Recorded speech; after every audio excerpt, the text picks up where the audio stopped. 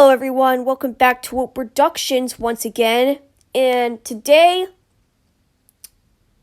I know you guys, I remember in my community helping tab a while ago that a lot of people said that they want me to do a re-review on the Powerpuff Girls 1998, the classic Powerpuff Girls. Not the reboot. Not the 2016 reboot, the original, the good one. The good Powerpuff Girls from the mid-90s. So today I'll be doing a re-review on the show. The last time I did a review was on around November of last year, I guess. And now I'm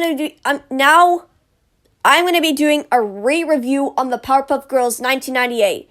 Not the reboot, the classic Powerpuff Girls. The good one.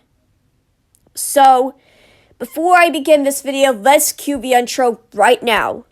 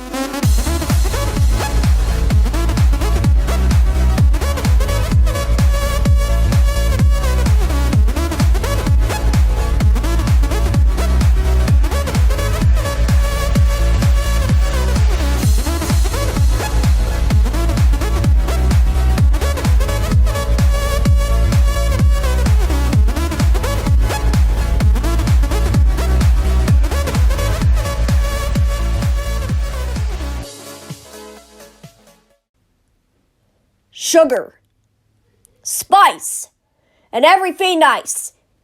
These were the three ingredients to make the perfect little girls. But Professor Urtonium accidentally added an ingredient to the concoction, Chemical X. Thus, the Powerpuff Girls are born. Using their ultra superpowers, Blossom, Bubbles, and Buttercup are dedicating their lives to fight crime and the forces of evil. That's right. Today I'll be doing a re-review on the Powerpuff Girls 1998. So, previously I did a review on this show and I already talked about the characters and all that stuff. So this is going to be my re-review to talk about more details.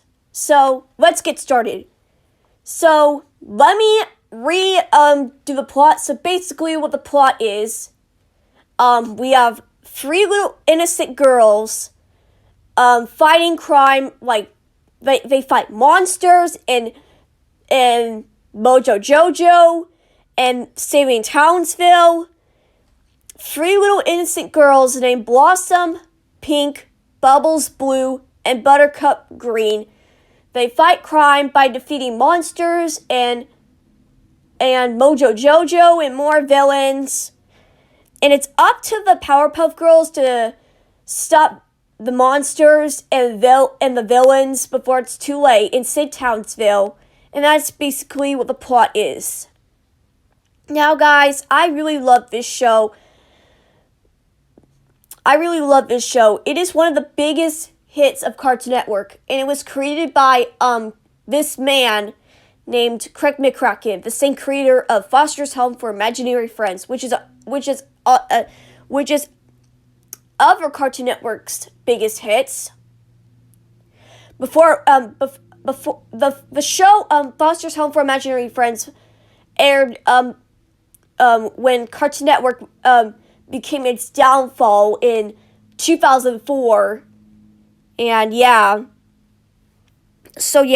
and this is one of Cartoon Network's classic show, one of Cartoon Network's best classic shows ever.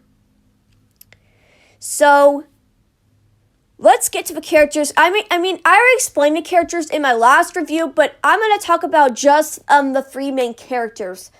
We have Blossom, the commander and the leader, and Bubbles, she is the joy and the laughter, and Buttercup, she is the toughest fighter. So, and Professor Utonium is the father of the Powerpuff Girls. And they are born in the Powerpuff Girls movie, which I'll get to the Powerpuff Girls movie later. And this show became one of the biggest hits for Cartoon Network. It became one of the biggest hits. And it's one of Cartoon Network's best shows ever, right next to Dexter's Laboratory, Ed, and Eddie, Courage the Cowardly Dog, and what else? Oh, and Foster's Home for Imaginary Friends, and oh, what else? Oh, and Johnny Bravo. It became one of the best shows on Cartoon Network, and also Cow and Chicken, even though Cow and Chicken ran for 3 seasons, but I like Cow and Chicken. It's a good show. And same goes to I Am Weasel, which I Am Weasel aired in 1997 before the Powerpuff Girls aired in 1998. So, yeah, that's right. It became one of the biggest hits for Cartoon Network, and it ran for 6 seasons from 1998 through 2005. And the show came back for its 30th anniversary. That's right. This show came back for Cartoon Network's 30th anniversary. And it's one of the best Cartoon Network, and it became super popular because it had all the games and toys. Even in 2000, the year 2000, Subway, you know that restaurant, right? You know Subway. You know the Subway, the restaurant. Subway back in 2000. Let's refresh your memory. Remember in 2000 when Subway released the kids meal toys, the Powerpuff Girls? Remember that? They have like the kids meal toys. And I remember seeing that commercial on YouTube, and I was like, oh my god. Did Subway release the kids meal toys back in 2000? I wasn't expecting it. I wasn't really expecting it because the show became popular and it got its own Subway kids meal toys. And I was like, whoa. What else? And it even got its own theatrical movie called the Powerpuff Girls movie, which I know that movie got mixed reviews, but I like that movie. It is a good movie, right? It is a good Cartoon Network movie right next to Steven Universe the movie, We Bare Bears the movie, and Regular Show the movie. Even though those movies didn't get a theater release, but this one got a theater release. And it even got its own anime show called the Powerpuff Girls Z. That's right. It even got its own anime show called the Powerpuff Girls Z, which I hate that show, but as well, I hate the Powerpuff Girls Z. It's not a good show. I just don't like it. I hate the anime version of the Powerpuff Girls. And it got specials. It got a special in 2003, which is a Christmas special called the Powerpuff Girls Twas the Fight Before Christmas. And if you want to go check out my review on it, go to my Christmas reviews and you know what I'm talking about. But even got its own Christmas special in 2003 called the Powerpuff Girls Twas the Fight Before Christmas. And even got its own special in 2009, aka the year I was born. It even got its own special. It even got another special called the Powerpuff Girls Rule, which is the 10th anniversary of the Powerpuff Girls in 2009, aka the year I was born. And what's even cool about it is that it got its own 10th anniversary complete series in 2009. And I just want that DVD, but I don't feel like getting that DVD, but I don't know. And it got another special in 2014 called I forgot what it is, but I forgot. It's another special of the Powerpuff Girls in 2014, but I don't know what it's called. And what's the problem about this show is that it got like a reboot, like a remake, you can say, in 2016. Excuse me, pardon me, people. Sorry about that. I ate something earlier, but excuse me. I don't know why I'm burping, so sorry about that. Excuse me, but in 2016,